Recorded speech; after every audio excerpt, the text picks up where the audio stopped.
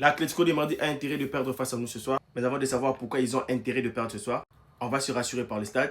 Sur 242 matchs en Liga, le Real Madrid a gagné 124 matchs. L'Atlético a gagné 60 matchs et il y a eu 58 matchs nuls. Malheureusement, ces 5 dernières années, c'est pas trop ça. Le Real Madrid n'a pas gagné un match en Liga contre l'Atlético depuis septembre 2022. Imaginez-vous un peu l'indinguerie. Depuis les 6 derbys madrilènes sont soldés sur 4 matchs nuls et 2 défaites. Les gars, ce soir, il faut que ça change. Sans oublier la claque qu'on avait pris en match aller.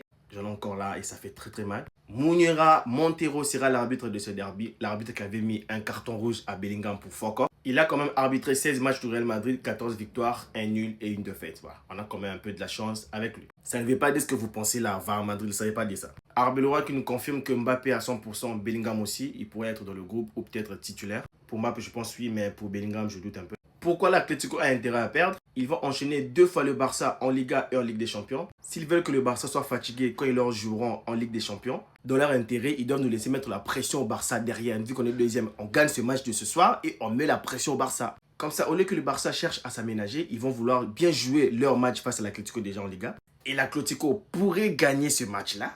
Déjà, ça les rapprocherait du classement. Et puis, ça leur permettrait qu'en Ligue des Champions, le Barça vienne un peu dans un esprit revanchard et ils vont perdre quand ils viendront dans cet esprit-là. J'espère que tu as compris. C'était difficile à comprendre, mais essaie de comprendre. Bon, bref, j'espère qu'on va gagner aujourd'hui et je vous lis en commentaire. Surtout, abonne-toi. À la Madrid.